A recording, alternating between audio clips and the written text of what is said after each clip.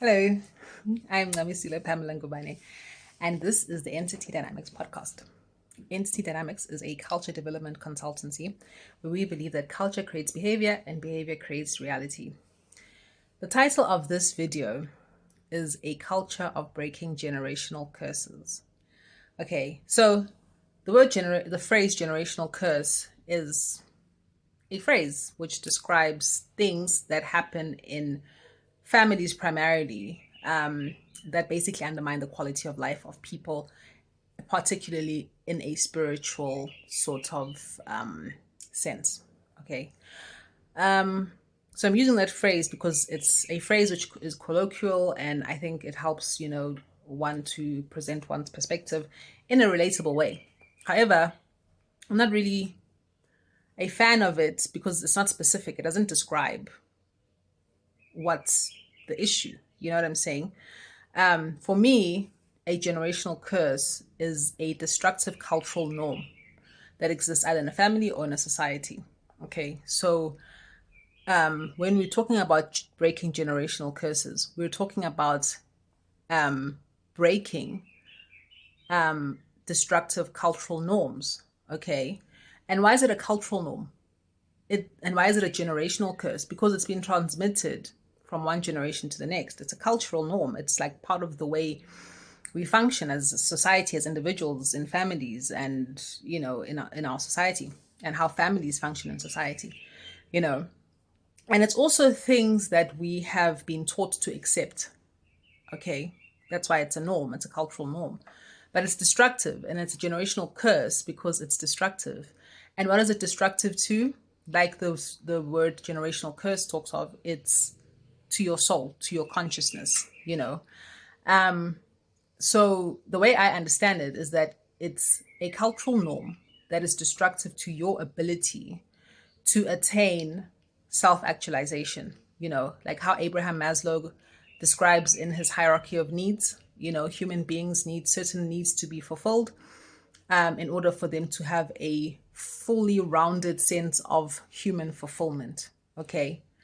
It undermines your ability to reach your full fulfillment as a human being. Okay. So I think there's different cultural norms, okay, that are destructive to our ability as human beings to fulfill our goals for self-actualization and to live fulfilling and happy lives. You know what I'm saying? I don't think human beings really thrive in systems where their mission is to dominate each other. You know what I'm saying? I don't think so. I think human beings thrive when they're able to have equal and reciprocal relationships with other humans, where they're free from manipulation and exploitation. It's not about money. It's about having your needs met. You know what I'm saying? I don't think human beings necessarily even thrive with being like multi-billionaires, because it's like, at some point, how much money can you actually spend? How much can you actually leave to future generations? It's like Swami Prabhupada, the leader of the Hare Krishna movement. He was like, whether you're a rich man or a poor man, there's only a certain amount of chapatis that your belly can hold. You know what I'm saying? So all things being equal, we're actually all equal, just like however much money you may have, it's not going to prolong your life necessarily. You know what I'm saying? Look at America. It's one of the richest nations in the world, and it's got obesity as a problem that's killing people. Their access, their ability to access large amounts of food, it's not helping them. You know what I mean? Obviously, the quality of the food is also an issue. But anyway, point is, the wealth of the United States does not necessarily mean that the people there are self-actualizing or are having a fulfilling time of life.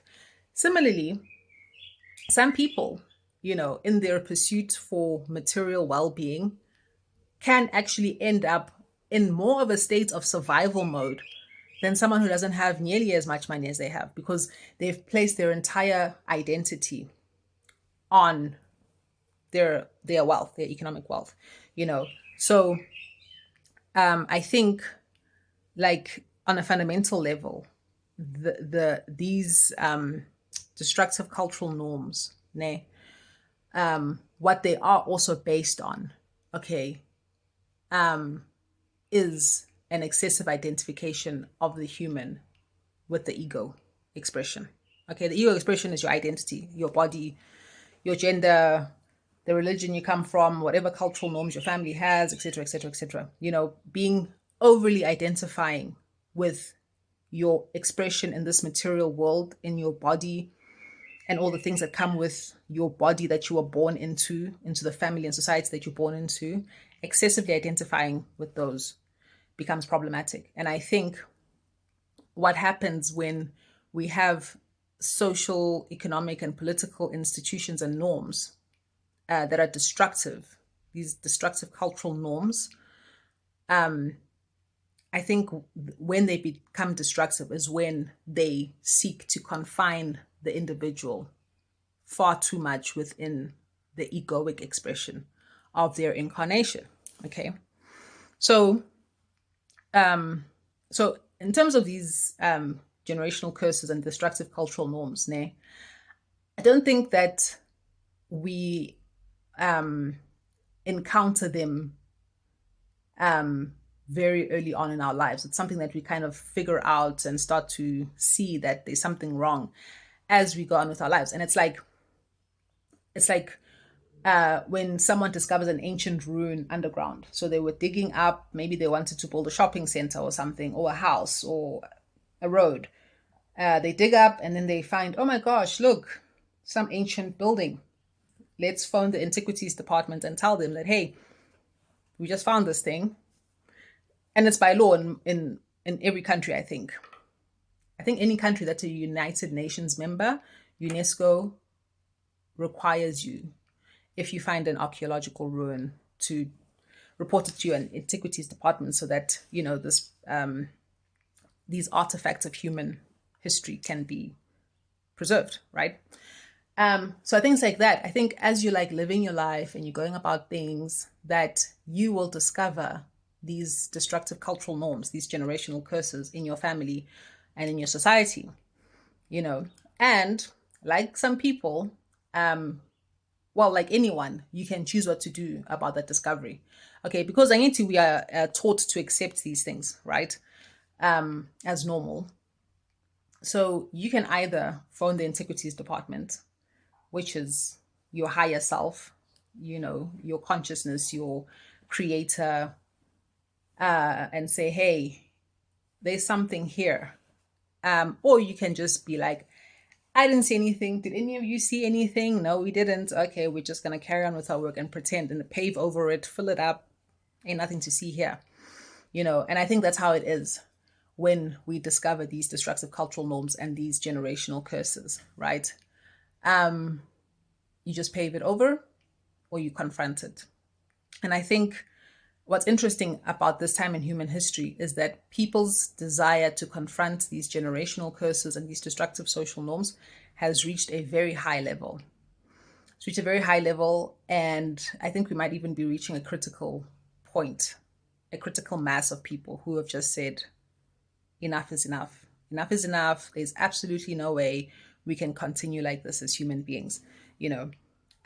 So some of the systems that we have and the cultural norms that we have that are destructive, that I see as destructive, are sexism, racism, religious intolerance, ableism, classism, okay, and cultural supremacy, right? As well as economic exploitation, okay? Because I don't think economic exploitation and classism are necessarily the same thing, but maybe they are, okay? So this is the way I see it, and then I'm going to discuss them more in part 2.